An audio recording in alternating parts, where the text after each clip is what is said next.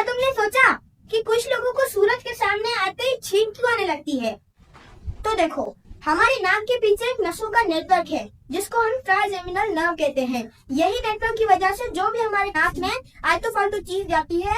वो nerve brain को signal भेजती है और ब्रेन कहता है कि छींको कि वो चीज सारी बाहर निकल जाए। तो उसी नर्व के साइड में से हमारी ऑप्टिक नर्व निकलती है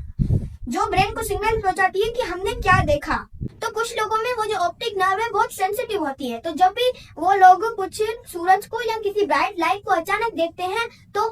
ऑप्टिक नर्व के कुछ सिग्नल उसके जो ट्राइजेमिनल नर्व है उसमें चले जाते हैं और ब्रेन को ऐसा लगता है कि हमारे नाक में कुछ गया है और ब्रेन कहता है कि छींको कि वो सारी चीज बाहर निकल जाए, पर हालांकि वो एक